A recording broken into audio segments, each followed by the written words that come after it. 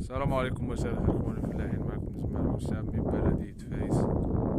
رانا في هذا بستان التفاح حيث تم التحويض تاعو، وقفنا على عملية عمل الأحواض، أيضا عملية تقليم وين كانت فيها بعض استعراض، يعني باش هاد الخدمة كان فيها بعض الإصلاحات اللي كانت تراكمت الأخطاء تاعها من سنين، أنه تطلب علينا تدارك هذه الأخطاء تدريجيا، يعني نصلحوا فيها تصحيح.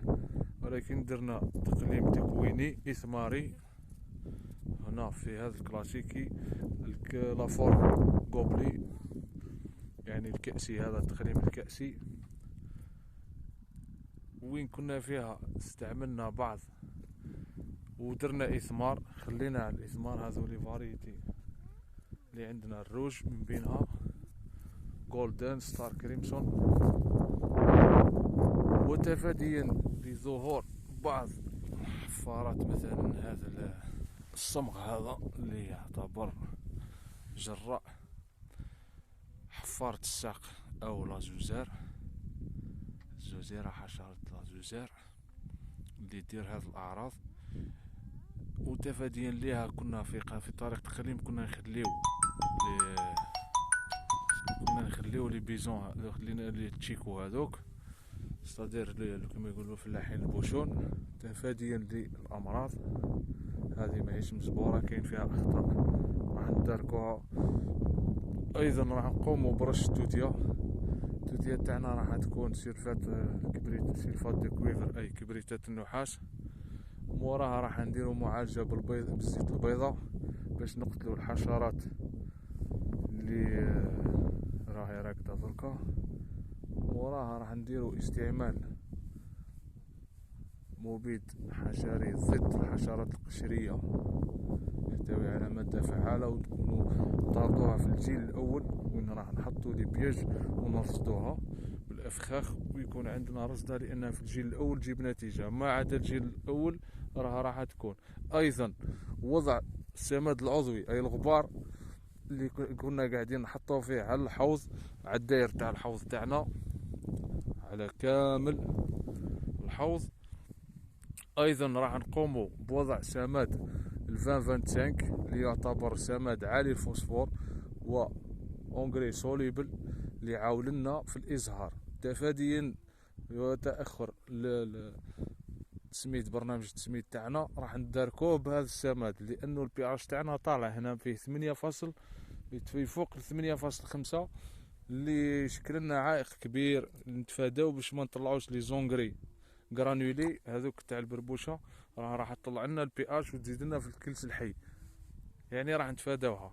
ايضا كنا الفان 25 راح نستعملوه سو فورم سوليبل، وذلك لتحفيز الازهار في وقت الازهار.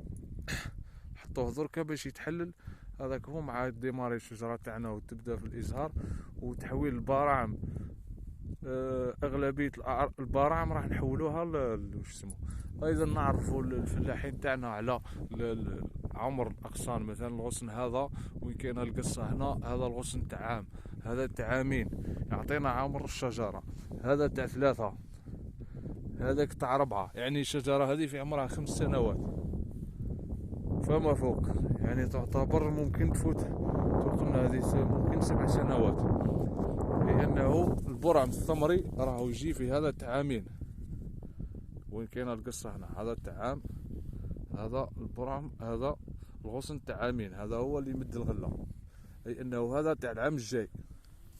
ولكن مع برامج تغذية وكل ما هو تسميد وري عقلاني، لأنه عندنا هنا تعفن للجذور عن طريق بظهور فطريات الفيتوفثورا، وراح نعالجوها بمبيدات فطريه تحتوي على مادتي البروبانوكارب وفوزيتي الالومنيوم، تفاديا وعلاجيا ضد الامراض الفطريه، ناهيك على رش التوتيه.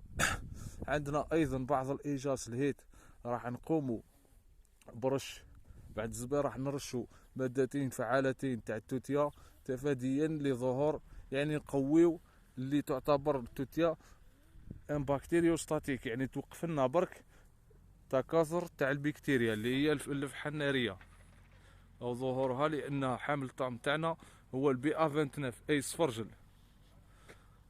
نخلطو لوكسيكلورير مع السلفات دو كويفر، هذو باش تفاديا وتقويوها ونعطيوها مناعة ضد الامراض البكتيرية منها الفحة النارية ليروينيا اميلوفورا. هذه هي، ونحييكم والسلام عليكم.